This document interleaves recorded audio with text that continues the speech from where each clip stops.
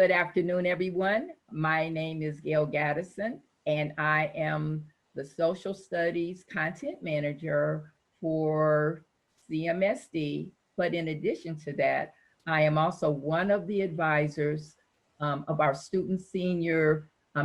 of our student blogger group. And their names are, or the name of the group is Unsilenced Voices. Connor Morris is my co-advisor, and he is here with us today. And I'm going to ask each one of the bloggers to introduce themselves so that we know who we're going to hear from. And we're going to start with Nayla.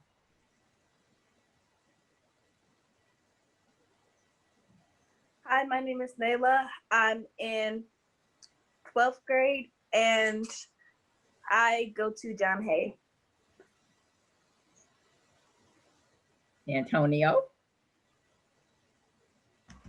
Hello, I'm Santonio. I'm going into the 12th grade and I attend Campus International High School. Milo. My name is Milo. I'm going into the 12th grade and I attend Campus International High School. Yes, and finally, Stephen. Hi, my name is Stephen and I attend Campus International High School. We are so excited. Thank you, bloggers. We are so excited today because this is really our first endeavor, and we want to hear what our bloggers have to say about something that is very, very important to them.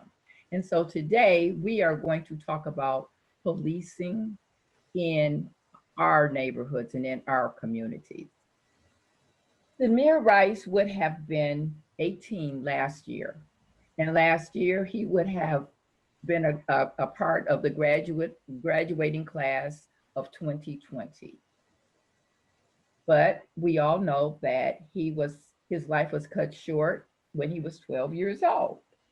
And so we would like to hear from each one of you about your thoughts about Tamir Rice and just talk about the things that he has missed by not living past his 12th birthday.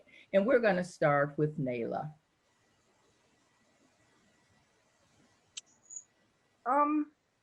He has missed numerous of things. He has missed his birthday parties. He's missed opportunities to, if he wanted to go somewhere, pursue his education. Although there was a pandemic last year, he could have also went to college if that's what he wished to do. But since he was, I guess, slain early, then he don't have that opportunity to do that, including like proms and stuff. Thank you, Nayla. Santonio, what are your thoughts? Okay, so he was 12. It was unfortunate what happened to him. But as a kid, he didn't get to experience what high school was like, I would suppose. He did get to build relationships. He didn't get to learn, educate. He didn't even get to graduate with his graduating class. So I know that's hard for him and his family. He also missed the pandemic, as Nayla did mention, which I'm not gonna say was a good thing or a bad thing, but that still happened in our lives. That still was part of our lives, and he did miss that. So, yeah. Okay, Milo. Because of the unfortunate events that occurred to him, he missed the chances to learn how to drive a car, to obtain a car, to graduate college, to make some friends. He missed the chances to, you said he would have graduated in 2020. He would be now in college. He missed the chance to do that. Well, Thank you. And Stephen. Yes, I think the main thing that Tamir Rice got to miss out on was the opportunity to go from a boy to a young man. And he unfortunately missed that opportunity, which is a beautiful experience. And it's just very unfortunate what happened to him. I remember sort of what happened when he died because I was younger and me and him are around the same age at the time. And my choir director at my church was crying at a choir rehearsal and she was boo-hooing and all the other choir members start crying, and then they told my mom it could have been me. And so yeah, I vividly remember talking about it And it was just sad what happened. And it could have been any one of us on this call, honestly, which is the crazy part about it. Okay, and you know what? Thank you. You all are so profound. And we're going to switch up the format a little bit. And you know what, Ann, I want you to just jump in, okay?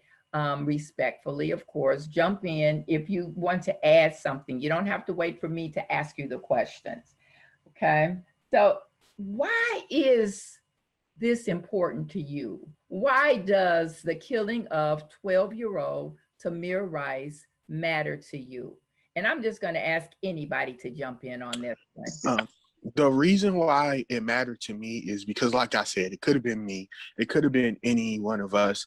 And it's just not his family issue. It's an issue in general. And the reason why it's so important to me is because it's a big issue. And like I said, it could have been any of us. So that's why it's an issue for me. Can I jump in? I agree totally with Steven. And like, I'm gonna take that, I'm gonna elaborate some more. That, as he said before, that could have been any of us. And it's like important to me because it happened in my community. Like, it was in Cleveland, I do believe, with Tamir Rice and that.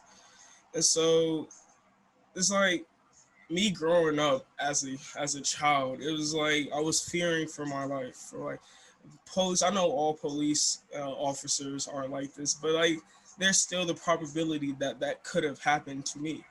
And since I was basically in that era, there was a lot of, not rioting, but there was people that were unhappy and unsafe that could have caused chaos and conflict in our society. So it was hard. It was hard. Yeah, that's why it's important to me. I like to jump in.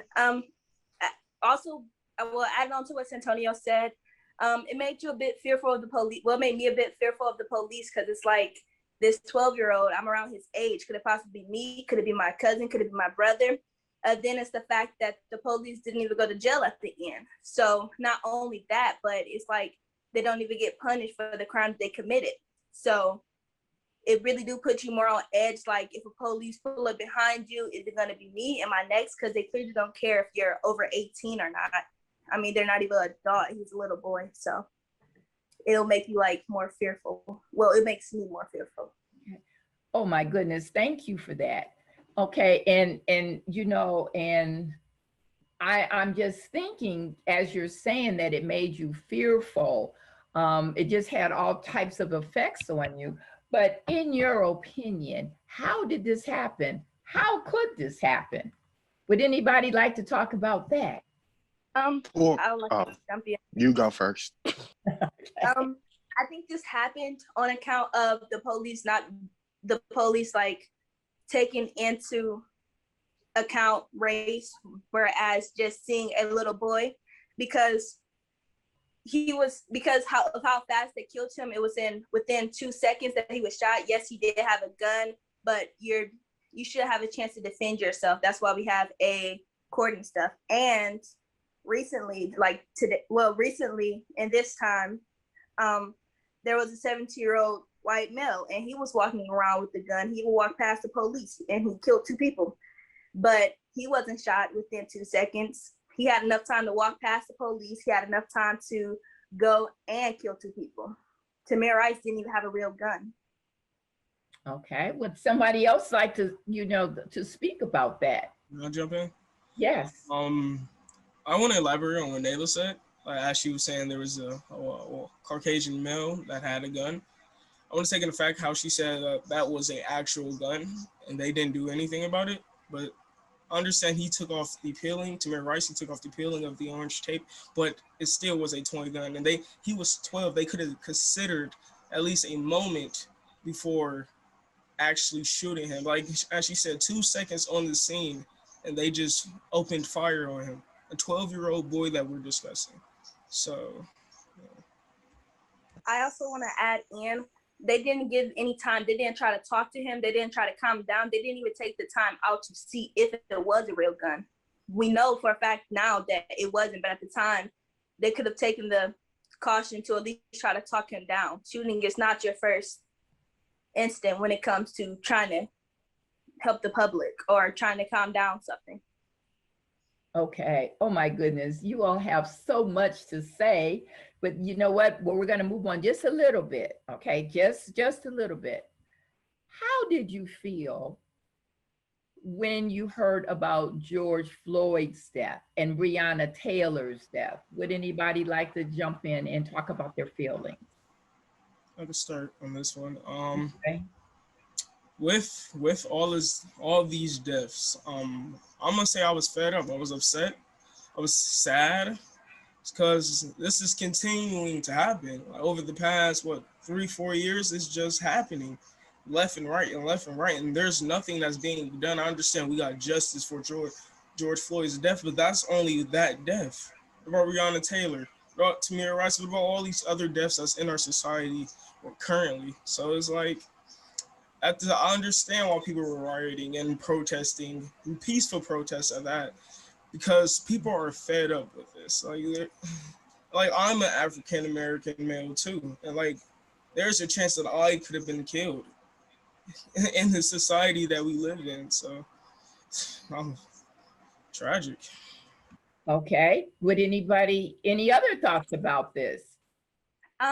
I like to agree with Santonio. It really does make you kind of enraged, but at the same time, I was like, I guess it's not as surprising. They've been doing it for years. Why would they just suddenly stop in 2020? Also, Tamir Rice had a gun, but Breonna Taylor was laying in her bed or she was on her couch. Like, when does it stop? Where's the limit between the police's being able to invade your privacy versus protect your community? Okay, and you know what? And well, Stephen's not here, and Milo, you kind of not had anything to say, and so I'm really interested to, like to hear your thoughts. And my question to you is, do you see a pattern or do you see some type of a connection, between these killings in your mind? Or was, say, Samir, and I'm really, I guess I'm collapsing these questions, into, like several questions into one, but in your mind, it was Tamir Rice, was his killing an isolated incident, or do you see a pattern here? Look, let me jump in. I don't believe it's an isolated incident. I believe it's a pattern that's been going on for 4 or 5 years now, and that I don't believe that unless some laws are passed, I don't believe that it will change or stop anytime soon without government intervention.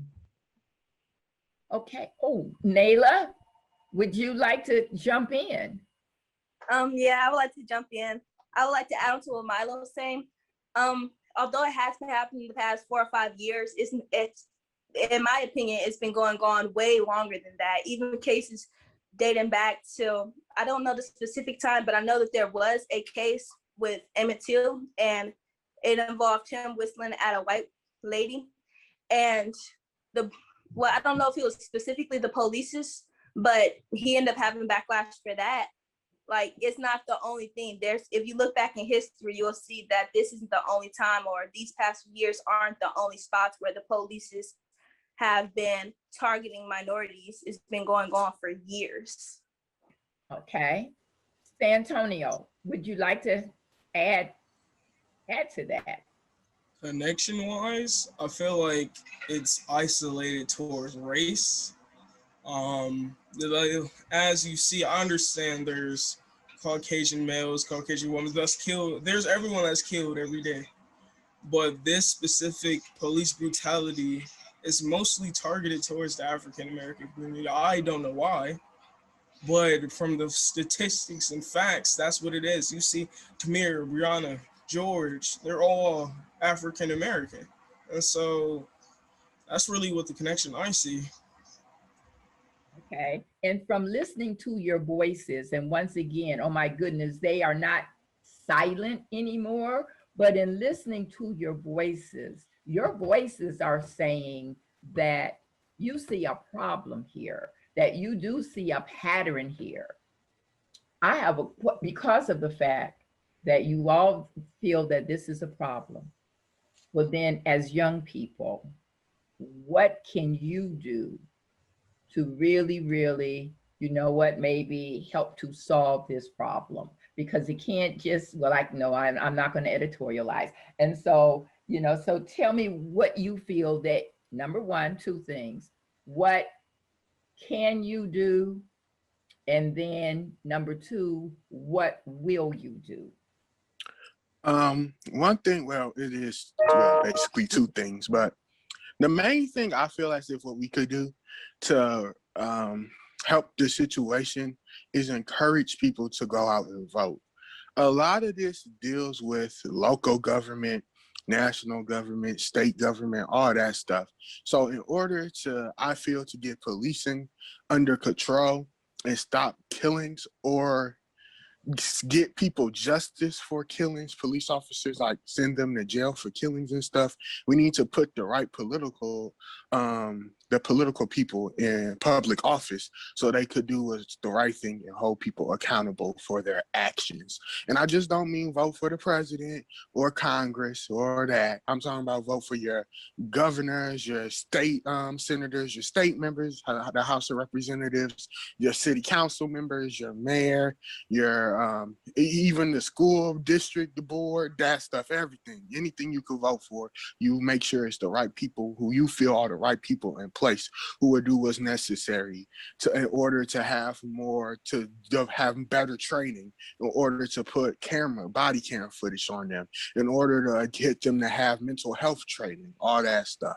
So I think the biggest thing we could do is encourage people to vote for who they feel as if it's best for this current situation. Now, my question to you, though, is, oh my goodness, how profound was that? What will you do? Oh, me? Oh, well, what I will do is encourage people to vote and tell people the importance of it. And like I said, not just vote for the president, vote for state, local, nationwide, all that. So yes, I will encourage people to go get their voices heard and vote. Can I jump in? I agree with him. I agree with what he was saying about the voting.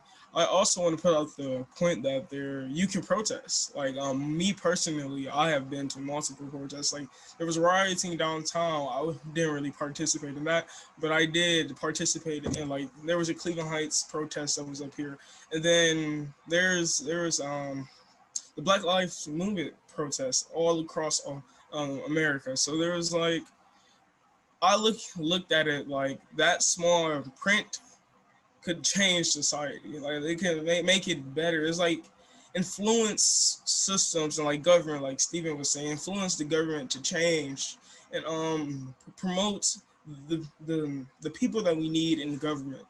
And so I feel like if me, myself, and if others wanted to do something small or little, that you could just go out and protest, make it aware, give people information regarding what is going on in our society right now. But yeah, protesting is a major one. And so does that mean that you're going to continue to be involved in protests? Of course. I don't see the killing stopped yet. I still see it every day on the news. And I hear it, we talk about it in class, in school.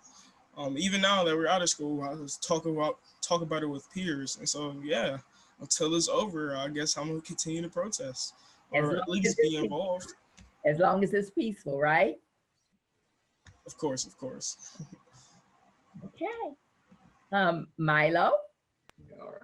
I believe, you know how Stephen was saying, you have to get people to vote for the elected officials. I also believe you have to write letters or notes and or call elected officials to help, like, get them information and like get them an understanding of the incidents, because they might not know all of, like, the background information. So you have to, like, help familiarize them with the issues and help try to convince them to help get change passed and help stop it from happening in the future. And so what will you do in the future? I will write letters or call some government officials to try to help see if I can make a change. And like as Antonio said, I'll probably go to some more, keep going to protest to help influence a change as well. And Nayla, what about you? What I want to do is in the future to go to the protests and stuff because I haven't been able to lately because sometimes it does turn a bit violent, and my dad wouldn't let me be in that like predicament. But I can also use my social media to like keep people informed and let them know what's going on and just spread awareness. You know what?